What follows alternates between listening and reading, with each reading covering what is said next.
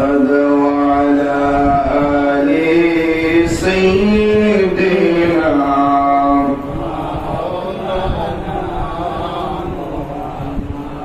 ربي صل وسلم وبارك عليه। উপস্থিত সম্মানিত মুসলিম কিরাম, সকলের খিদমতে আন্তরিক সালাম। আসসালামু আলাইকুম ওয়া রাহমাতুল্লাহি ওয়া বারাকাতুহু। শুকরিয়া আদায় আমরা সকলে মহব্বতে করি আলহামদুলিল্লাহ। পবিত্র শাওয়াল মাস, এই শাওয়াল মাসের আজকে প্রথম জুমা। আজকে জুমার বিষয় হলো হারাম সম্পদ অর্জন করার অশুভ পরিণাম সম্পর্কে আজকে আলোচনা। একটু বাস্তব কথা আজকের খুতবাতে আসবে। হয়তো কেউ রাগ করবে, হয়তো কেউ গুসা করবে, এতে আমারও কিছু আসে যায় না, আমরা কারো কোনো কিছু আসে যায় না, কারণ এটা আল্লাহ এবং আল্লাহ রসুলের কথা। কথা ঠিক না? একজন মুসলিম হিসাবে আল্লাহ এবং আল্লাহ রসুলের কথা আমাদেরকে কি করতে হবে? মানতে হবে। যদি আল্লাহ এবং আল্লাহ রসুলের কথার উল্টো আমরা চলি, তাহলে আমাদের মুসলমানিত্ব থাকবে না। আপনি মনে যা চায় তাই করতে পারবেন, কোনো সমস্যা নাই, তবে নিজেকে মুসলিম দাবি করতে পারবেন। যদি নিজেকে মুসলমান দাবি করেন, তাহলে যা খুশি তা করা যাবে না। আর যা খুশি তা যদি করেন, তাহলে নিজেকে মুসলিম দাবি করা যাবে না। দুইটা থেকে একটা করতে হবে। তার মানে যদি নিজেকে মুসলমান আমরা দাবি করি, অবশ্যই কোরআন এবং সুন্নাহর বিধান মতো চলতে হবে। কথা ঠিক কিনা? কারণ কোরআন আমাদেরকে শিখিয়েছেন কিভাবে চললে সে মুসলমান, হাদিস আমাদেরকে শিখিয়েছেন কিভাবে চললে, কোন প্রক্রিয়ায় জীবনটাকে কাটালে নিজে মুসলিম হয়ে মারা যাব। এই সব প্রক্রিয়া কোরআন সুন্নাহর মধ্যে আছে। এর বাহিরে কেউ যদি কোনো কিছু করে, তাহলে তাকে মুসলমান বলা যাবে না। যেমন যারা রাজমিস্ত্রি করে, কি মিস্ত্রি? রাজমিস্ত্রি যারা করে, হেবেড়া ছোটবেলার থেকে একেবারে মিস্ত্রি হওয়ার আগ পর্যন্ত সে কাটাইছে কাঠমিস্ত্রির সাথে। কার সাথে? কাঠমিস্ত্রির সাথে। এখন কাঠমিস্ত্রির সাথে কাজ করার পর, মানে প্রায় ধরেন 10-15 বছর কাঠমিস্ত্রির সাথে কাজ করছে, এরপরে সে রাজমিস্ত্রি হয়েছে। এখন কোন অভিজ্ঞতা তার রাজমিস্ত্রি বেশি না কাঠমিস্ত্রি? কাঠমিস্ত্রি বেশি না? আপনারা নাসিরনগর কলেজ মোড়ে বা আশেপাশে হাসপাতাল যে আছে, ব্রাহ্মণবাড়িয়া হাসপাতাল আছে, ঢাকায় আছে, হাসপাতালে আপনারা দেখবেন ডাক্তারের অভাব নাই, কিন্তু আপনি রোগ অনুযায়ী ডাক্তার কম। মানে এক ধরনের ডাক্তার হচ্ছে ব্রেইনের ডাক্তার, আরেক ডাক্তার হার্টের ডাক্তার, আরেক ডাক্তার অর্থোপেডিক্স, হাড় ভাঙ্গা, পা ভাঙ্গা, হাত ভাঙ্গা, মানে ভাঙ্গার জোড়া দেওয়ার কাজে। আরেক ধরনের ডাক্তার সার্জারি ডাক্তার, আরেক ধরনের ডাক্তার গাইনি ডাক্তার। এইরকম এক একটা সেক্টরে আলাদা আলাদা ডাক্তার আছে না? আপনি যদি কি করেন, তো সবাই ডাক্তার, আমার রোগটা দেখতে না। আপনার ব্রেনের সমস্যা গেছেন গাইনি ডাক্তারের দ্বারা, যে বিধি এমন বিদ্যা অর্জন করছে, যেই বিদ্যায় নর্মাল ডেলিভারি সে সহজেই করাতে পারে, বা গর্ভবতী অবস্থার যে সমস্যা বা যে সমাধান, এই সবগুলো গাইনি ডাক্তারের কাছে মানে এই জ্ঞান গুলো আছে। তার কাছে যদি ব্রেনের সমস্যা নিয়ে যান, কি চিকিৎসা করবে বলেন? এখন আপনি যদি তারা মোরানা এবং তাহলে ডাক্তার হিসেবে তুমি কি বোঝানো সম্ভব? সে তো এই বিষয়ে দক্ষ না, সে আরেক বিষয়ে দক্ষ। ব্রেইনের সমস্যা আপনার, আপনি ব্রেইনের ডাক্তারের কাছে যান, গেলে আপনার চিকিৎসা সুন্দর হবে। আমি কোন জিনিসটা বোঝাইতে চাইতেছি, একটা বিষয় নিয়ে পড়াশোনা কইরা আরেকটা বিষয়ের উপরে মানে চিকিৎসা করা যায় না। এক বিষয়ের উপরে পড়াশোনা কইরা আরেক বিষয়ের উপরে বিদ্যা অর্জন করা যায় না। এক বিষয়ের ডক্টর হইয়া, এক বিষয়ের মিস্ত্রি হইয়া, এক বিষয়ের আপনার ইঞ্জিনিয়ার হইয়া অন্য বিষয়ের ইঞ্জিনিয়ার দাবি করা যায় না, দাবি করা যায় না। ঠিক তদ্রুপ ইসলাম আমাদেরকে শিখিয়েছেন কোন কাজটা মুসলমানের, ইসলাম আমাদেরকে শিখিয়েছেন কোন কাজটা বিধর্মীর, ইসলাম আমাদেরকে শিখিয়েছেন কোন দিকে চললেই মুসলমান হয়ে কবরে যাওয়া যাবে। এখন ওই দিক বাদ দিয়া আপনি যদি ভিন্ন দিকে চললে মারা যান, আপনাকে কি মুসলমান বলা যাবে? আপনি সারা বছর আরেক ধর্মের তবলা বাজায় গেছেন, আপনি সারা বছর আরেক ধর্মের রেওয়াজ বাজায় গেছেন, দামে নিজের মুসলমান ঠিকই দাবি করছে। কিছু বাউল আছে যে বাউল গুলা কি করে জানেন, এরা চলতি চালন দেখলে বোঝা যায় কি হিন্দু না মুসলমান। যারা গান গায় এরা বাউল না, গান যারা গায় এরা বাউল করা, এরা তো শিল্পী গায়। বাউল হইল তারা যারা গান লেখে এবং গায়। ওই সমস্ত বাউল দেখা যায় না এটা মুসলমান না হিন্দু বোঝাই যায় না, আছে দাড়ি না আছে নবীর সুন্নত লুঙ্গি, তাহলে কি বলে ধুতি, কি বলে ধুতি। ধুতি কি মুসলমানের সংস্কৃতি না হিন্দুদের সংস্কৃতি? হিন্দুদের সংস্কৃতি। কিন্তু সে নিজেকে মুসলমান দাবি করতেছে কি ধুতি, আবার নিজেকে মুসলমান দাবি করতেছে পড়তেছে হিন্দুরা যে ফতুয়া। হিন্দুরা একটা ফতুয়া ছাড়া কিরকম জানে এরকম। আবার মাথায় টুপি আছে, মাথায় কি আছে টুপি আছে, আর মাথায় টুপি আছে এবারে মুসলমান, পরনে টুপি আছে এবারে হিন্দু। হিন্দু আর মুসলমান দুই ধর্মের কালচার এক লোকের ভিতরে, তার মুসলমান করেন না হিন্দু করেন।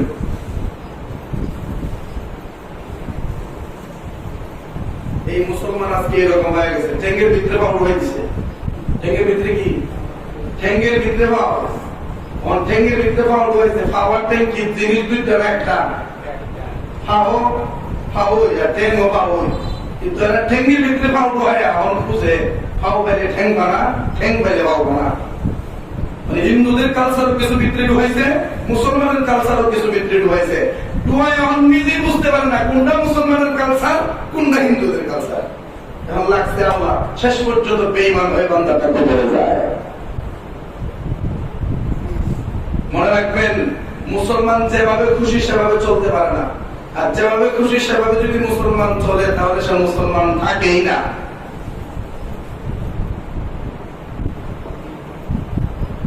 এই জন্য আমাদেরকে আগে জানতে হবে একজন মুসলমান হিসাবে আমাদের কি করণীয়, আর একজন মুসলমান হিসাবে আমাদের কি বর্জনীয়, কি ছাড়তে হবে আর কি ধরতে হবে। এক নাম্বার, আমাদেরকে ধরতে হবে আল্লাহর কোরআন। কি ধরতে হবে?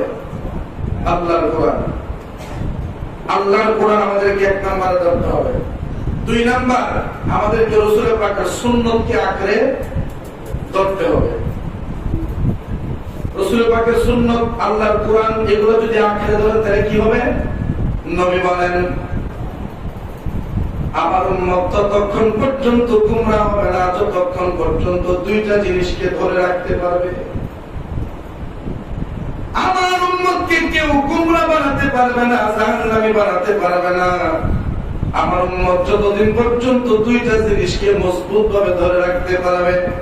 তারাকতু ফীকুম আমরাইন লান তাদিল্লু মা তামাসসাকতুম বিহিমা কিতাবাল্লাহি ওয়া সুন্নাত রাসূলি।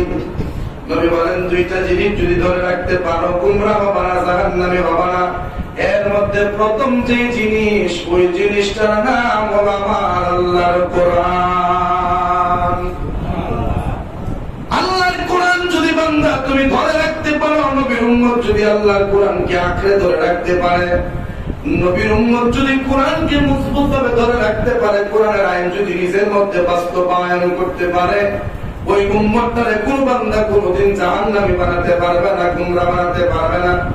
নবী পাক দুই নম্বরে বলে সুন্নাত রাসূলিহি, আল্লাহর কোরআন আঁকড়ায়া ধরার পরে আমি নবীর সুন্নতকে যদি কেউ আঁকড়ায়া ধরে, সুবহানাল্লাহ, শুধুমাত্র কোরআন দিয়া যদি আপনি জীবন চালাতে চান, আপনি গুমরাহ হওয়ার সম্ভাবনা আছে। কি হওয়া?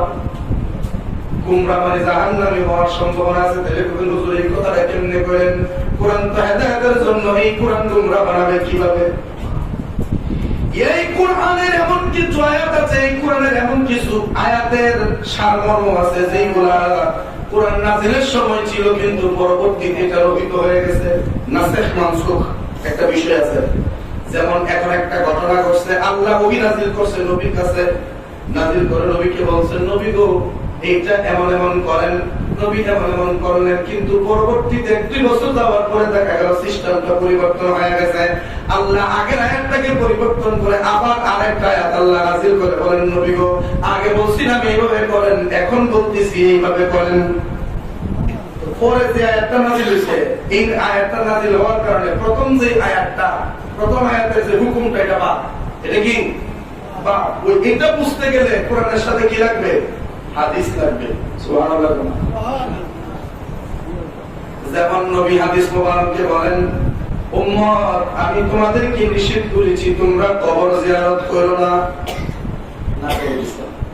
এটা হলো প্রথম হাদিস। এটা কি? নবী বলেন আমি আমার উম্মতদেরকে কবর জিয়ারত করতে নিষেধ করে দিয়েছি। ইয়া রাসূলুল্লাহ, নবীজি, ও মায়ের নবী, দয়ার নবী গো, কবর জিয়ারত করার জন্য নিষেধ করেছেন কেন? নবী ডাক দেন, কবর জিয়ারত করার জন্য নিষেধ করছি এই জন্য কারণ তোমরা কবরের সামনে যাইয়া মাথা ঝুঁকায়া সিজদা মারো। আসলে এরকম। এরপরে নবী পরবর্তীতে আবার হাদিস বলতেছেন কি, ফাজুরুহা, এখন আমি অনুমতি দিচ্ছি তোমরা জিয়ারত করো। তাহলে প্রথম যে না করছিল এই হুকুম কি থাকবে না বাদ যাবে? বাদ যাবে। পরের হুকুম কি হবে? মানতে হবে। পরের হুকুম জারি থাকবে, আগের হুকুম এটা কি হয়ে যাবে? বাদ হয়ে যাবে। বলছে আমি জিয়ারত করতে নিষেধ করেছিলাম, এটা বাদ। পরে বলে আমি এখন অনুমতি দিচ্ছি জিয়ারত করো। এই জিয়ারত করো যে হুকুমটা দিলেন, এই হুকুমের পর আর কবর জিয়ারত সম্পর্কে নিষেধ কোনো নিষেধ আসা নাই। অতএব জিয়ারত করা নবীর সুন্নাত। আমি কোন জিনিসটা বোঝাতে চাচ্ছি? প্রথম না করছেন, পরে হা করছেন। প্রথম না করছেন, পরে হা করছেন। পরের হার কারণে প্রথমের না বাদ। এইরকম কিছু বিষয় কোরআনে আছে, সেই কোরআনের এই বিষয়গুলো বুঝতে গেলে রাসূল পাকের হাদিসের সাহায্য লাগবে। কিসের সাহায্য? হাদিসের সাহায্য। তাকে বলে তাফসীর বিল কোরআন বিল হাদিস। কোরআনের তাফসীর হাদিস দিয়ে। এই জন্য শুধু যদি কোরআন কেউ মানে, কোরআনকে মেনে যদি চলে আসে জান্নাতে যাওয়ার চেষ্টা করে, সে গুমরাহ হওয়ার সম্ভাবনা থাকে। এই জন্য বর্তমান সমাজে, বর্তমান দেশে একটা দল আছে, সেই দলের নাম আহলে কোরআন। সেই দলের নাম কি? আহলে কোরআন। এই আহলে কোরআনে কি কই জানেন? আহলে কোরআনে কয় যে এই হারাম কিছু কোরআনে খিনজির নাকি যেন লাগি, এগুলো নাকি খাওয়া জায়েজ, ঘোড়া খাওয়া জায়েজ, অনেক রকম কথা আহলে কোরআনরা বলে। কিন্তু তারা জানে না ঘোড়া হচ্ছে একটা বাহন। ঘোড়া কি? একটা বাহন। একবারে সৃষ্টির শুরু থেকে এই পর্যন্ত ঘোড়া কি ঘরের প্রাণী হিসেবে লালিত পালিত হচ্ছে নাকি বাহন হিসেবে? কেউ ঘোড়া দিয়া মরুভূমিতে দৌড়ে, কেউ ঘোড়া দিয়া ঘুর দৌড় দেয়, কেউ ঘোড়া দিয়া কাহিনী চালায়, কেউ ঘোড়া দিয়ে অনেক ধরনের কার্যকলাপ করে। ঘোড়া মূলত এটা মানে সৃষ্টিগত ভাবেই এটা বাহনের জন্য। কিসের জন্য? তৎকালীন জামানায় গাড়ি ছিল না, তাদের একমাত্র সম্পদ ছিল ঘোড়া। শুনেন, সুলাইমান নবীর ছিল প্রায় কয়েক হাজার ঘোড়া। এর মধ্যে 100 ঘোড়া ছিল ওনার শখের ঘোড়া। ঘোড়া খাওয়ার বিষয়টা এটা অনেক ফ্যাসিনেটিং একটা বিষয়। এরপর যুদ্ধ করে একটু সমাধান নেই। সুলাইমান আলাইহিস সালাম ওনার প্রায় 1000 খানেক ঘোড়া ছিল। ওনার যে ঘোড়ার আস্তাবল আস্তাবলের ভিতরে, এর মধ্যে 100 ঘোড়া ছিল ওনার ফেভারিট, সবচেয়ে প্রিয়। 1000 থেকে পাইছে 100 আলাদা করছে। এটা বাদশার ঘোড়া। উনি ওনার উপরে আল্লাহ তাআলা 2 রাকাত নামাজ ফরজ করেছিলেন। কয় রাকাত? 2 রাকাত নামাজ ফরজ করেছিলেন। নির্দিষ্ট সময়ে এই নামাজটা আদায় করতে হইত। কাজা করার কোনো সিস্টেম, যেমন আপনার যদি ফজরের নামাজ ছুটে যায়, জোহরের আগে কি করা যায়? কাজা করা যায়। জোহরের নামাজ যদি ছুটে যায়, আসরের ফরজ করার আগে কাজা করা যায়। আসরের ফরজের পরে আর কাজা নামাজ চলে না। মাগরিবের পরে আবার কাজা আদায় করতে পারবেন। এই সুযোগটা আমাদের আছে। কিন্তু তৎকালীন জামানার যত আম্মি কেরামগণ ছিলেন, কাউকে আল্লাহ কাজা আদায়ের কোনো সুযোগ দিতেন না। যখনই হত তখনই তাদেরকে নামাজ পড়তে হইতো, যেখানে নির্দিষ্ট জায়গায় করে দেওয়া হয়েছে। মুসানবীর করা হয়েছে যা করার তুর প্রতিকার করার মতো। এই জন্য তুর পর্বত ছাড়া মুসানবীর কোন ডাক আল্লাহ শুনছে না। কিন্তু আমরা এগারো বয়ডাক লঙ্গ, বয়ডাক লঙ্গ, বাজারো বয়ডাক লঙ্গ, সুবহানাল্লাহ দিতেন না। সুলাইমান আলাইহিস সালাতু ওয়াস সালামের 100 শখের ঘোড়া ছিল। উনি 100 ঘোড়াকে খাবার খাওয়াচ্ছিলেন, তাদেরকে গোসল করাচ্ছিলেন। ওই মুহূর্তে ওনার স্মরণে নাই আল্লাহ যে 2 রাকাত নামাজ ওনার উপরে ফরজ করেছিলেন, ওই নামাজের সময়টা ঘোড়ার যত্ন করতে করতে শেষ হয়ে গেছে। ওনার খেয়াল নাই। ঘোড়ার যত্ন করতে করতে ওনার নামাজটা ছুটে গেল। সুলাইমান আলাইহিস সালাম ঘোড়ার সেবা করে যখন বের হলেন, তখন তার ঘড়ি ছিল না। সূর্য থেকে তিনি আন্দাজ করলেন সময়টা শেষ হয়ে গেছে। সুলাইমান আলাইহিস সালাম উনার দরবারের সকল কর্মচারীদেরকে হুকুম দিলেন, আমার আস্তাবলের ভিতরে আমার যে শখের 100টা ঘোড়া আছে সবগুলো আমার কাছে নিয়ে আসো। সবগুলো নিয়ে আসলেন। চুরি দাও, আমার হাতে চুরি দিলেন। সুলাইমান নবী একটা একটা করে শখের 100টা ঘোড়ায় জবাই করে দিলেন। ওনার কর্মচারীরা জিজ্ঞাসা, হুজুর আপনার এত শখের ঘোড়া, 1000 ঘোড়া বাচ্চা 100টা বাছাই করছেন, এই ঘোড়াগুলি আপনি জবাই করে দিলেন কেন? সুলাইমান নবী কয়, জবাই করেছি ঘোড়ার গোশতগুলি কেটে ফকির মিসকিনকে দিয়ে দাও। এতে কি বোঝা যায়? সুলাইমান নবীর আমলে ঘোড়া খাওয়া কি ছিল? জায়েজ, বুঝবেন তাহলে। সুলাইমান নবী গোশতটা কেটে ফকির মিসকিনকে দিয়ে দিলেন। লোকেরা জিজ্ঞাসা, হুজুর অন্যান্য 100টা ঘোড়া জবাই করলে তো হয়ে যাইতো, কিন্তু শখের 100টা ঘোড়া জবাই করে দিলেন কেন? সুলাইমান নবী দাওয়াত দিয়া বলেন, ওরে আমার রাজসভার যত কর্মচারী আছো তোমরা শোনো, জগতের সকল ইমানদারদেরকে উদ্দেশ্য করে আমি সুলাইমান নবী বলতেছি, আমি আমার শখের ঘোড়াগুলি কেন জবাই করে দিলাম জানো নি? কারণ এই ঘোড়ার যত্ন করতে গিয়ে আমার 2 রাকাত নামাজ ছুটে গেছে। সেই ঘোড়া আমাকে আল্লাহর ইবাদত থেকে দূরে সরায়া দেয়, ওই ঘোড়া যতই শখের হোক না কেন আল্লাহর ইবাদতের কাফারা দিতে গিয়ে ঘোড়া জবাই করে দিলাম। সুলাইমান নবী ঘোড়ার গোশতগুলি ফকির মিসকিনকে দিয়ে দিলেন। তার মানে সুলাইমান নবীর আমলে ঘোড়া খাওয়া জায়েজ ছিল। আসলে ইউসুফ নবীর জামানায় যাই, ইউসুফ নবীর জামানায় ইউসুফ নবীর 11 জন ভাই ইউসুফ নবীর কদমে সিজদায় পড়েছিল। ইউসুফ নবীর বাবা ইয়াকুব আলাইহিস সালাম, ইউসুফ নবীর মাও ইউসুফ নবীর পায়ের মধ্যে সিজদায় পড়েছিল। ইউসুফ নবীর বোনের নাম হলো লাইয়া বিনতে ইয়াকুব, ওই উনিও ইউসুফ নবীর পায়ের মধ্যে সিজদায় পড়লো। ইউসুফ নবীর পায়ের মধ্যে সিজদা দিতে লাগলো। এবার আপনারা কোন ইয়াকুব নবী ইউসুফ নবী ওনারা যে একজন আরেকজনকে সিজদা দিলেন, এই রকম সিজদা কি বর্তমান জামানায় চলেনি? আমার নবীর জামানায় কি চলতো না? কেন চলতো না? কারণ তাজিম হিসেবে ইউসুফ নবীর শরীয়তে জায়েজ, শরীয়তে মুহাম্মদীতে হারাম।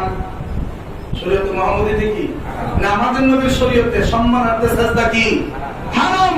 এটা পীরকে দেন, বুজুর্গকে দেন, আলেমকে দেন, মাজারে দেন, সেখানেই দেন না কেন, আল্লাহ ব্যতীত তাজিমি হোক, ইবাদতের হোক, যে কোনো সিজদা হারাম। যে কোনো সিজদা কি কপালের মালিক কে? আল্লাহ। যখন কপালের মালিক কে, সিজদা একমাত্র কে পাবে? আল্লাহ।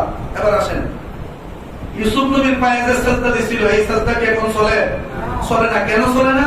কারণ এটা ইউসুফ নবীর শরীয়ত ছিল, ওই শরীয়তে একটা জায়েজ, কিন্তু শরীয়তে মুহাম্মদীতে এটা হারাম। কারণ আমার নবী বলেছেন সিজদা করার মালিক একমাত্র আল্লাহ।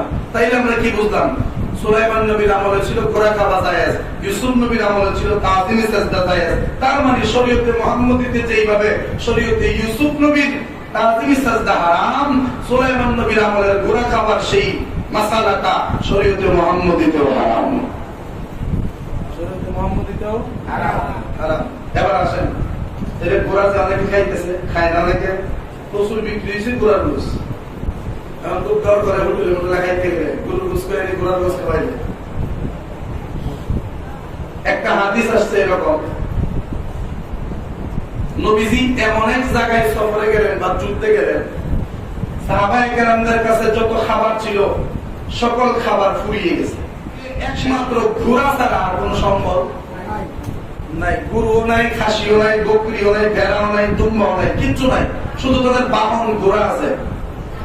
এখন কোন একটা ঘোড়া যদি জবাই করা হয় তাহলে সবাই জানোই বাঁচবো। রাসূল বললেন দাও জবাই করো।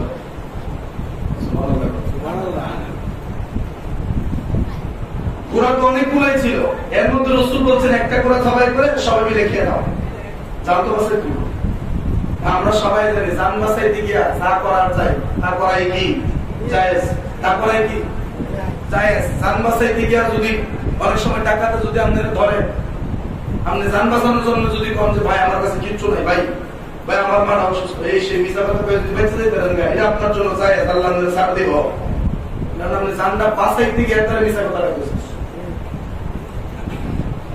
ভাইয়া বাবা মিথ্যা কথা বলে বাপরে তখন ফতুয়া দেওয়ার প্রায় বলতেন মিথ্যা কথা হারাম, কিছু কিছু প্রয়োজনে মিথ্যা কথা বলা যায়, যেমন নিজের বউয়ের দ্বারা মিথ্যা কথা বলা যায়, নিজের বউয়ের দ্বারা কম যায়, তবে সরাসরি মিথ্যা কথা টেকনিকে ওরা কম যায়। যেমন ধরেন না বউ আপনারে কয়ে দিছে ওগো এই হলেন না দেখো বাজার একটা শাড়ি দেখেছিল তো ভালো লাগছে আমার, শাড়িটার দাম কত? 5,000 টাকা। আচ্ছা 5,000 টাকা শাড়ি তোমার দিলাম, আচ্ছা দিই বাজারে গিয়ে দিই, মন করে কিন্তু আনবা না, তোমার খবর আছে। জামাই বউয়ের দমক খেয়ে গেছে বাজার, বড় আড্ডা যে আছে মাত্র 1,000 টাকা, শাড়ির দাম কত? 5,000 টাকা। তখন শাড়ি যদি কিনা না আনে বউ কি দিব? বউ কিন্তু পছন্দ করে থয়ে গেছে শাড়ি, বুঝে তুমি যাইবা টেহাটা দিবা শাড়িটা লই বাবা।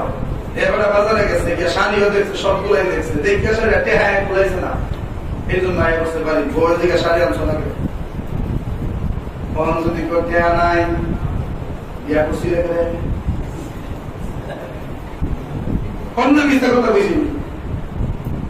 এখন যদি বিয়া করছি রেখে স্বামী স্ত্রীর মধ্যে অনেকটা দরকার থাকবে, ওই মুহূর্তে যদি স্বামী কয় গেছতাম বাজারে কি হই শাড়িটা আগে ধরে নিয়েছে তোমার পছন্দের শাড়িটা তো না, কিন্তু যদি সবার আগে দিল কথা ঠিক না, না সম্মানে থাকলে চতুর্থ বউ খুশি নিজেও খুশি, কথা ঠিক না। এইরকম কিছু টেকনিকই পাওয়া যায়, সরাসরি করে না, কারণ যদি আমাদের বাজার অংশে বুঝতে নেই কেন আন্দাজ করে করে।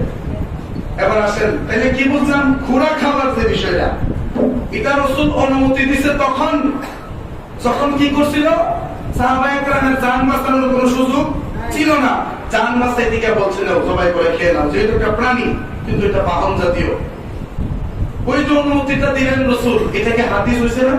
সাহাবায়ে কেরাম কি এটা হাদিসের কিতাবে বলে নাই? বলছেন। এখন ওই হাদিস যদি এখন আপনি এটার উপরে যদি আমল করতে চান চলে হবে? হবে না। কেন হবে না? কারণ রাসূল অহরহর ঘোড়ার গোশত খান নাই, বরং জীবনে 1-2 বার বিপদে পড়ে সাহাবায়ে কেরামদের জান বাঁচাতে দিকে ঘোড়া খাওয়ার অনুমতি দিয়েছিলেন। এই জন্য আমাদের মাযহাবের যিনি ইমামে আযম আবু হানিফা রাহমাতুল্লাহি আলাইহি, আমরা যে মাযহাবকে অনুসরণ করে নাবির নিচে হাত বাঁধি, আমরা যে মাযহাবকে অনুসরণ করে বারবার হাত তুলি না, আমরা যে মাযহাবকে অনুসরণ করে পা একটু আদায় আদায়, আমরা যে মাযহাবকে অনুসরণ করে রুকুতে যাওয়ার সময় বারবার হাত তুলি না, ওই মাযহাবের বিধান মতে ঘোড়া খাওয়া হারাম। ঘোড়া খাওয়া কি হারাম। আর শাফি মাযহাব মতে ঘোড়া খাওয়া জায়েজ। শাফি মাযহাব মতে ঘোড়া খাওয়া জায়েজ। এটা আবার কোন, আমরা কি হানাফি না শাফি? জোরে কোন, আমরা হানাফি। আমরা কি? আমরা হানাফি। আমরা কি? হানাফি। এই জন্য আমাদের জন্য ঘোড়া খাওয়া হারাম, না জায়েজ। আমরা খাবো না। আমরা কি করবো না? খাবো না, এটা আমাদের জন্য হারাম। এবার আসেন আপনাদেরকে যদি বলি যে আপনাদেরকে শুকরের গোশত আপনাদের জনপ্রতি 1 মণ করে দেওয়া হবে, 1 মণ করে দেওয়া হবে, আপনারা কে কে নিতে রাজি আছেন? নাই? কে রে? শুকর তো একটা প্রাণী, আল্লাহ বানাইছেন এটা। আপনারা নিবেন না, কেন নিবেন না? কারণ আমরা সবাই জানি শুকরের গোশত খাওয়া শুকরের গোশত খাওয়া হারাম। একটু মনোযোগ দেন, বুঝছেন কথাটা? আল্লাহ কোরআনে কয় আমি শুকরের গোশতকে হারাম করেছি, রক্তকে হারাম করেছি, মরা প্রাণীকে হারাম করেছি। এখন আপনাদেরকে যদি বলি শুকরের গোশত আপনাদেরকে দেওয়া হবে, আপনারা বলবেন না না হুজুর আমরা খাবো না, যতই সুস্বাদু হোক, যতই ফ্রিতে দেন না কেন খাবো না। যদি বলি কেন খাবেন না, বলবেন এটা হারাম। কারণ তুই আর কোন কারণ আছে? বুঝতে উত্তর দেন। খিনজিরের গোশত খাইতেন না, উত্তর কি? এবার যদি আপনাদেরকে পালতি পরে রক্ত দেওয়া হয়, আপনারা কি খাবেন? পান করবেন? যদি বলি করবেন না, কেন? এটা তো পশুর ভিতর থেকে বের হয়েছে, গরুর রক্ত একটু দিলাম, বলবেন না খাবো না। কারণ দাম, দাম মানে রক্ত, রক্তকে আল্লাহ হারাম করেছেন, হারাম করছেন। এখন যদি বলি রক্ত খাবেন না কেন, বলবেন রক্ত খাওয়া উত্তর দিয়ে বুঝতে সুবিধা হইব। এক নম্বরে বলছি শুকরের গোশত দেব, আপনারা বললেন খাবেন না, কেন? আচ্ছা। দুই নম্বরে বলছি আপনাদেরকে রক্ত দেব, আপনারা বললেন খাবেন না, কেন? হারাম। এবার আসেন তিন নাম্বার, আপনাদেরকে আমি একটা গরুর গোশত আইনা দিব, সেই গরুটা জবাই করার আগেই মারা গেছিল। হ্যাঁ, গরু তো হারাম, বিধানমন্ত্রী জবাই করছেন, এই কারণে হারাম, ঠিক না? এই কারণে গেছে লম্বা করেন দিত, বড়া বিরক্তি করবে, একটু মনোযোগ দেন। বলছি মরা গরু আপনাদেরকে যদি দেই, আপনারা বলবেন খাবেন না, কেন? বলবেন হারাম। এবার আসেন মরা খিঞ্জির, জিতা খিঞ্জির, যাই হোক, খিঞ্জিরের গোশত খাওয়া হারাম, রক্ত খাওয়া হারাম, মরা গরু খাওয়া হারাম, মরা ছাগল খাওয়া হারাম। কেন খাবেন না? উত্তর একটাই, হারাম। যদি জোর করে খাওয়া দেওয়া হয়, বমি করে ছেড়ে দিবেন। কথা ঠিক কিনা? না, যদি জোর করে খাওয়ায় দেওয়া হয় তবু আপনারা বমি করে ছেড়ে দিবেন। এবার আমি আপনাদেরকে বলবো, বিবেকে কি পোকায় ধরছে নাকি? বিবেকের মধ্যে কি শয়তানে প্রস্রাব করে দিয়েছে নাকি? আপনারা রক্ত খাবেন না, শুকরের গোশত খাবেন না, মরা গরু খাবেন না, আপনারা কিছুই খাবেন না, কারণ হারাম। তাহলে ওই হারাম সুদের টাকা পেটে ঢুকান আপনারা কেমনে? কোন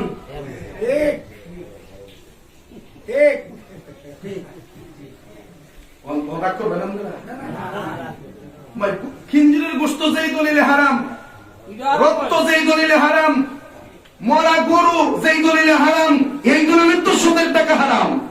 কথা ঠিক কিনা? কথা।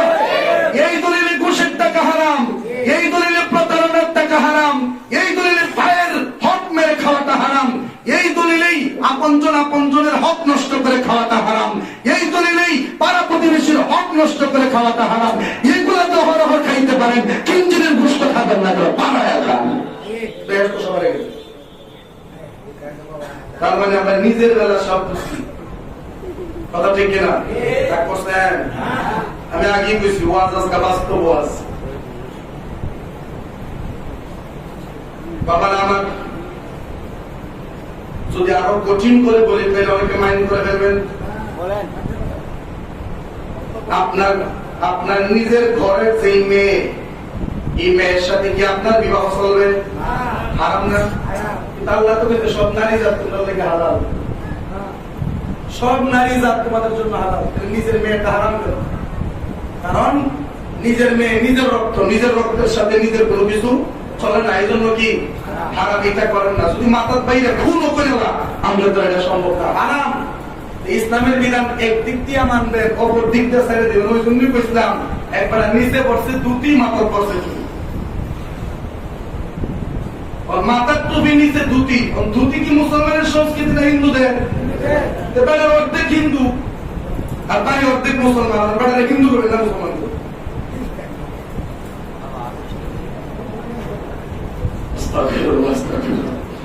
এই জন্য আমরা মুসলমান হলে পরিপাটি মুসলমান হয়ে যাব, মাইন্ড করেন না। যুবক ভাইয়েরা যারা আছেন, এই যুবকরা দ্বারা ইসলামের সবচেয়ে বেশি উপকার হয়েছে, আবার এই যুবকদের দ্বারা বর্তমানে ইসলামের সবচেয়ে বেশি ক্ষতি হয়েছে। কেমনি বুঝছি বা কোন বিষয়টার ইঙ্গিত করে কিছু বুঝে নিয়েছিলাম, একটু সতর্কতার সাথে চলবেন। এবার আসেন, আল্লাহ নবী রাহমাতুল্লাহ লিল আলামিন বলেন, হযরত সাঈদ ইবনে যায়েদ রাদিয়াল্লাহু তাআলা থেকে বর্ণিত, উনি বলেন, আমি নবীজিকে বলতে শুনেছি। কি শুনেছি? নবীজি বলেন, যে ব্যক্তি অন্যায়ভাবে 1 বিঘত পরিমাণ জমিন গ্রহণ করবে, কিয়ামতের দিন 7 পৃথিবী তার গলায় বেড়ি বানিয়ে দেওয়া হবে। একটা পৃথিবী, যে পৃথিবীর ভিতরে প্রায় কয়েক হাজার চাঁদ ঢুকানো যাবে। একটা পৃথিবীর ভিতরে চাঁদ কয়েকশো, কয়েক হাজার ঢুকানো যাবে। এইরকম পৃথিবী কয়টা হয়েছে? 7টা পৃথিবী। এইরকম 7টা পৃথিবী বেড়ি বানায় তার গলায় ঝুলিয়ে দেওয়া হবে, যে অন্যায় ভাবে 1 টুকরো জমি কারো দখল করবে। এটা তো বর্তমানে বেশি, এটা সরাসরি, কারণ এটাই চলতেছে। আমিনান্সের মাপার জন্য এই পকের এক আমিন, এই পকের এক আমিন, 2 আমিনে যদি মিলে থাকে, আপনারা যে কোন ফায়দা তো হয় করতে পারতেন না। কথা ঠিক কিনা? এখানে আপনারা যারা আছেন, হাত তুলে সাক্ষী দেন, কয়জনের দলিল বুঝেন? কোন আরে আমি যে মোল্লা হইছি আমি তো দলিল বুঝি না ভালো করে। আপনারা কি বুঝবেন? দলিলের যে লেখা এক নাম্বার খতিয়ান নাম্বার এটা কজনে পড়তে পারেন, কয়জনে বুঝেন? তার মানে আমি নিজে এটা বোঝাই, আপনি এটি বুঝেন। কথা ঠিক না? সরকারের দলিল কইরা যে আপনি বোঝেন, আপনি এটি বুঝেন। আর সরকার যদি ভুল করে নাই তার তো ভুল। এইভাবে বহু মানুষের জমি বহু মানুষ অন্যায়ভাবে বক্ষণ করে রাখছে। আজকে একদিক দিয়ে মানুষ কোটিপতি, অপর দিক দিয়ে আরেকটা মানুষ একদম রাস্তার ফকির, অথচ এক সময় তার কোটি টাকার জমি ছিল। রাসূল বলেন অন্যায়ভাবে এক বিঘত জমি যদি কেউ নেয়, সাত পৃথিবী তার গলায় বেড়ি বানিয়ে দেওয়া হবে। এই জন্য সাবধান, সলিড থাকেন। কি থাকেন? নিজের জায়গা থেকে নিজে কি থাকেন? সলিড থাকেন। তাহলে পৃথিবীর কাউকে ডরাতে হবে না, একমাত্র আল্লাহকে ডরায়া নিজেকে শুধরাইয়া ফেলেন। তাহলে দেখবেন মরণটা এত সুন্দর হবে যে হাসতে হাসতে মরবেন, দুনিয়ার মানুষ আমাদের দীক্ষা কাঁদবে। বিষয়টা বুঝছেন না? যখন তুমি হেসেছিলে ভবে, কেঁদেছিলে তুমি, হেসেছিল সবে, এমন জীবন তুমি করিবে গঠন, মরিলে হাসিবে তুমি, কাঁদিবে ভুবন। তুমি যখন ভবে এসেছিলে তুমি বাবা করে কেঁদেছিলে, কিন্তু তোমার এই কান্না দেখে তোমার মা হাসছে, তোমার বাবা হাসছে, তোমার আপনজনরা হাসছে। কেন? যাক আজ যাই হোক না কেন সন্তানটা কান্না করতেছে মানে সে সুস্থ আছে। কথা ঠিক কিনা? এই খুশিতে হাসতো, তুমি কাঁদো, সবাই হাসে। আর মারা যাওয়ার সময় কি হবে জানো? তুমি হেসে হেসে মরবা, তোমার হাসা দেখে আফসোস করে সবাই কাঁদবে। জীবনদারে এমন গঠন করো। আচ্ছা কোন কিছু মানুষের মারা যাওয়াতে খবর শোনার পরে চোখে মানে আইছে কিনা? আইছে না? এবং তার স্মৃতিগুলি চোখের সামনে ভাসছে কিনা? আবার কিছু মানুষ মারা গেছে খবর না আলহামদুলিল্লাহ কইছেন কিনা? এই যে মরছে, যেমন রাস্তার যদি একটা ডাহাই দিকে মারে, এই ডাহাই যদি রাস্তাতে একটা দইয়া পুলিশে গুলি করে মারে না, এই খবরটা যদি আপনি নেবেন কি করবেন? আলহামদুলিল্লাহ মরছে। কথা ঠিক কিনা?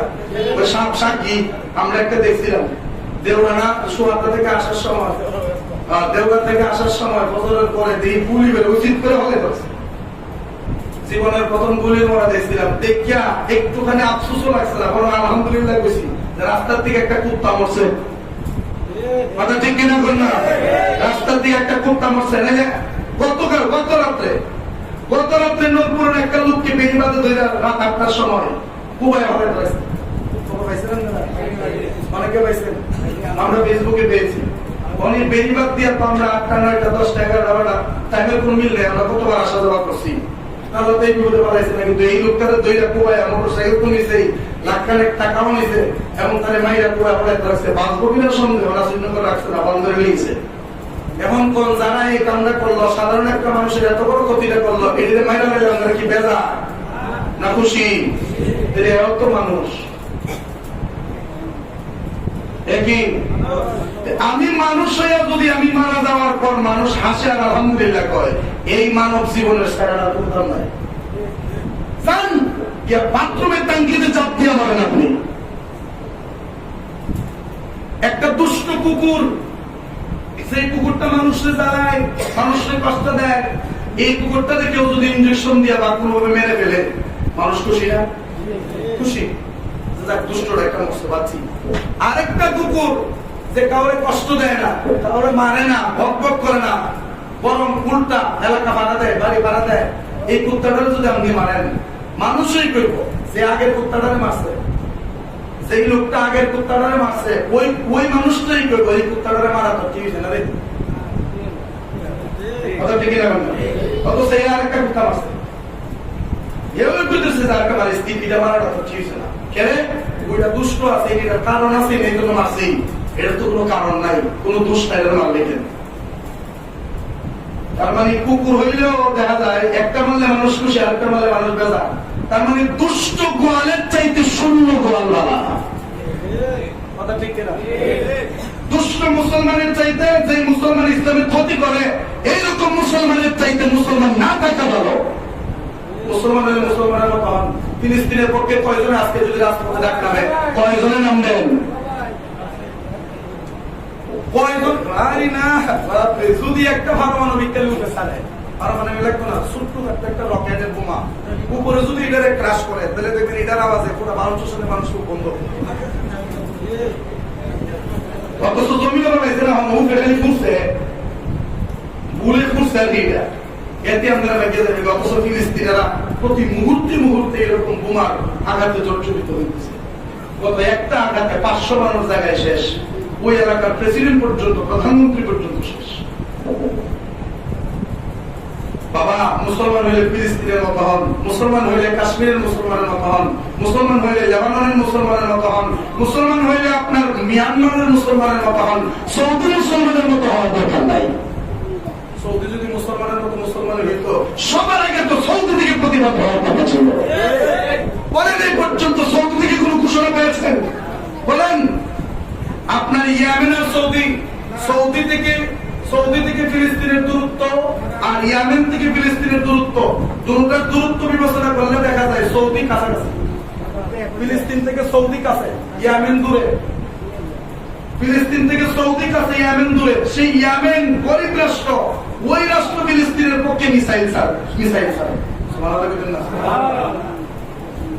দূর থেকে প্রতিবাদ হয় আর কাছাকাছি সৌদি লাগা দিলে গোটা মুসলিম বিশ্ব কেঁপে উঠবে কথা ঠিক না করবে মক্কা থেকে যদি একটা পদক্ষেপ নেওয়া হয় গোটা পৃথিবীর মুসলমান কে সেটা মানবে না কিন্তু তারা আজকে বই দিচ্ছে কারণ তারা সেফটি দিয়ে রাখছে সেই ইসরায়েল তাদেরকে কি দিয়ে রাখছে সেফটি নিরাপত্তা দিয়ে রাখছে সেই ইসরায়েল ওই ইসরায়েলের বিরুদ্ধে যদি কয় তাহলে কি হইব জাতের বিরুদ্ধে জাত লাগবো তাদের মসনদ বেশি দিন টিকবে না এই জন্য তারা কথা বলছে না ইরানের জন্য আমরা দোয়া করি তারপর ইয়েমেনের জন্য আমরা দোয়া করি কেন কারণ তারা অন্তত ফিলিস্তিনের পক্ষে দাঁড়াইছে কথা ঠিক না আমরা বাংলাদেশও দাঁড়াইতো কিন্তু বাংলাদেশের সেই রকম সামর্থ্য যেরকম সামর্থ্য সবগুলো যদি ফিলিস্তিনের পক্ষে খরচ করে রাখে বাংলাদেশ ইন্ডিয়া খাল হয়ে গেলে কথা ঠিক কিনা এরপরও কিছু কিছু সময় সামরিক প্রতিবাদ কিছু কিছু সময় আর্থিক প্রতিবাদ কিছু কিছু সময় আর্থিক প্রতিবাদ আবার কিছু কিছু সময় রুহানিয়তের প্রতিবাদ মানে বুঝছেন না কিছু কিছু সময় রকেট বিমান এগুলা দিয়ে প্রতিবাদ করতে হবে আবার কিছু কিছু সময় আপনার আমাদের অর্থ টাকা দিয়ে প্রতিবাদ করতে হবে টাকা ফিলিস্তিনিদের সাহায্যের জন্য পাঠাবো ইসরায়েলের বিপক্ষে পাঠাবো আর সবচেয়ে বড় প্রতিবাদ হবে শেষ কথা সবচেয়ে বড় প্রতিবাদ হবে যদি ইসরায়েলি সকল পণ্য বয়কট করতে পারে রাজি আছেন আমার সাথে ইসরায়েলি পণ্য কি পণ্য ইসরায়েলি পণ্য যতগুলো আছে সবগুলো আমরা খাবো না সবগুলো আমরা কি করবো না ইসরায়েলি পণ্য কি কি আমি আগামী জুমায় আপনাদেরকে পুরো লিস্ট দেখাবো ভাবলাম আগামী জুমায় আপনাদেরকে পুরো লিস্ট দেখাবো এবং সেই লিস্ট আপনাদেরকে বলে বলে শোনাবো কোনটা ইসরায়েলি আর কোনটা ফিলিস্তিনি আর কোনটার বিকল্পে কোনটা খাইবেন যেমন অনেকের আছে স্পিড খায় অভ্যাস স্পিডটা যদি ইসরায়েলি হয়ে থাকে এটার পরিবর্তে কি খাবেন যারা ইসরায়েলি না ওইটা আমরা খাবো ঠিক আছে এটা আমি আগামী সপ্তাহে যদি সময় পাই ইনশাআল্লাহ এই সারটা আপনাদেরকে দেখাবো এটা হবে সবচেয়ে বড় প্রতিবাদ কারণ একটা বোতল থেকে যদি 1 টাকা অন্তত ইসরায়েলের কাছে যায় তাহলে কোটি কোটি বোতল থেকে প্রতিদিন কোটি কোটি টাকা ইসরায়েলে যাচ্ছে আর ওই ইসরায়েল মুসলমানের কেনা সেই বোতল থেকে 1 টাকা করে লাভ করে ওই টাকা দিয়া মুসলমানের বুকে পুরে ঢুকে গেছে কথা ঠিক না না আমরা টাকা আমাদের ভিতরে বুলেট হয়ে ঢুকছে এটাকে আমরা মেনে নিতে পারি যেরকম মেনে নিতে পারি অতএব ইসরায়েলি সকল পণ্য বয়কট করতে হবে কথা ঠিক কিনা যেরকম ইসরায়েলি সকল পণ্য কি করতে হবে বয়কট করতে হবে আল্লাহ তাআলা যেন আমাদের সবাইকে ফিলিস্তিনের পক্ষে সবসময় থাকার তৌফিক দান করেন সকলে করি আমিন শুনলে অবাক হবেন ফিলিস্তিনের সকল মুসলমান সুন্নি মুসলমান সবাই কি মুসলমান সুন্নি মুসলমান হানাফি আল্লাহ তাদেরকে হেফাজত করুক ইসরায়েলের শক্তিকে চিরতরে ধ্বংস করুক আমিন সুম্মা আমিন আমার কথায় কষ্ট পেয়ে থাকলে আল্লাহর রাস্তায় মাফ করবেন আসসালামু আলাইকুম ওয়া রাহমাতুল্লাহ যারা সুন্নাত করেন সুন্নাত করেন